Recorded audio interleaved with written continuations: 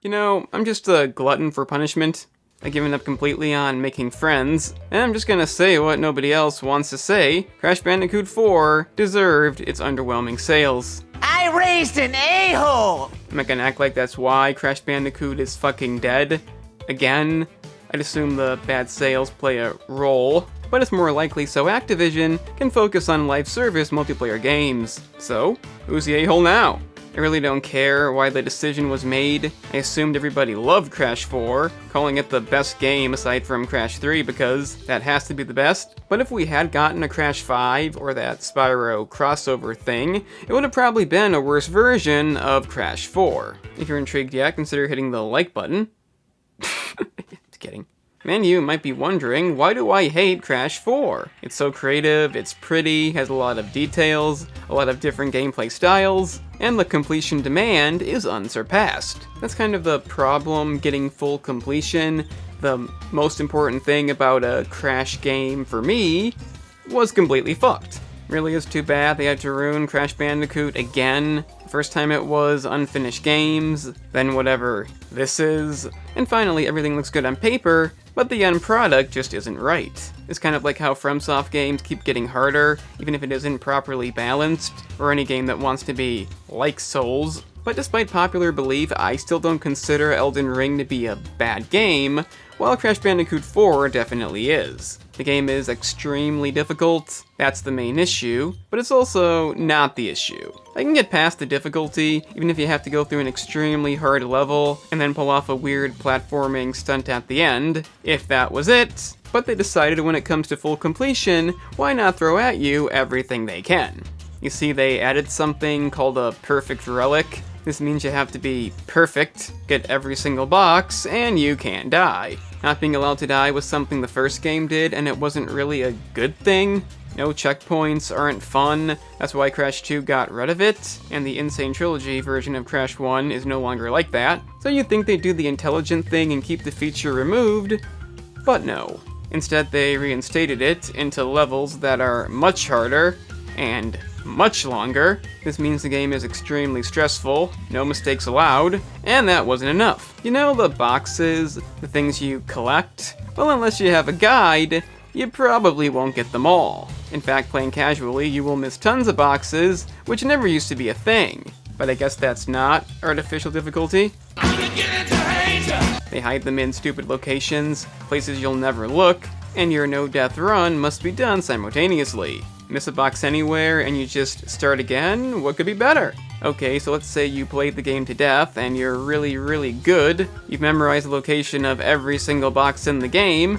Well, how about doing it twice? You see, inverted mode, which they put in for Crash Nitro Fueled, a good recent Crash game, is included here too, but it's part of the main game. They added something to make the levels look different, and for full completion, with the exception of the perfect relic, you must do all of these too with getting the boxes. So basically twice, you complete the whole game twice. I'd love to know who thought that was a good idea.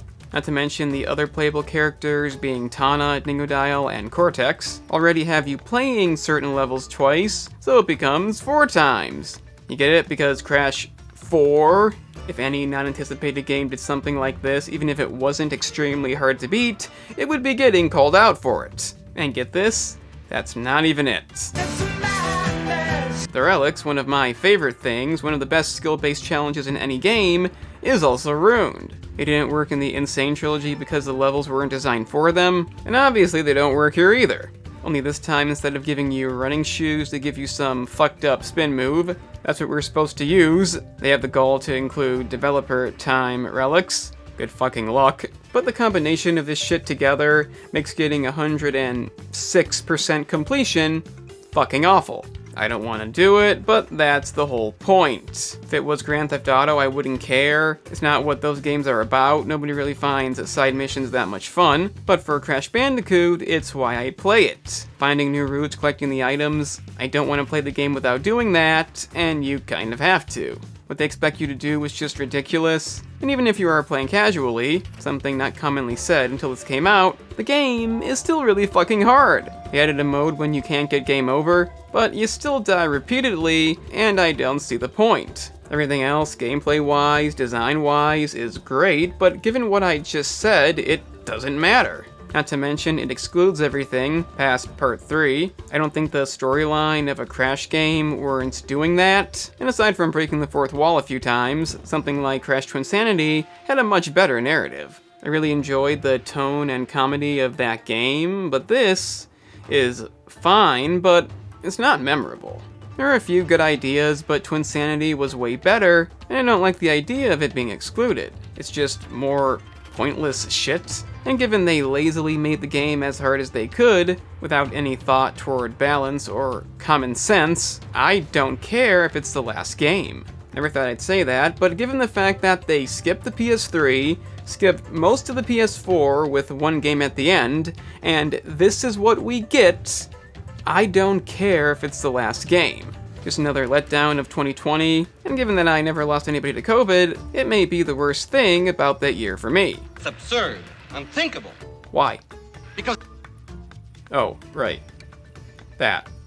So yeah, just a reminder that no matter how beloved something is, no matter how many memories you may have, 3 times may not be the charm. But unlike the underrated Blue Oyster Cult song Shooting Shark, if there is a 4th time, I doubt it's the last. Hopefully no time soon. This franchise deserves to be dead, even if that's not the reason it's been cancelled. I know many will disagree, and you can let me know why down in the comments. Like the video if you enjoyed, subscribe if you really agreed, and given the broken algorithm, sharing the video is real important. Also, if you like movies and TV series, the main channel features content on stuff like that. Link in the description. I'm the Game Analyst, and don't forget, 3rd time around should be the last time around. Nothing else to say. Oh, what? You're actually here? That's fucking amazing. I guess you may as well check out the main channel, in which I discuss movies, TV series, and the offensive topics that lie within. If you're into that, then press the link in the description. It's right there.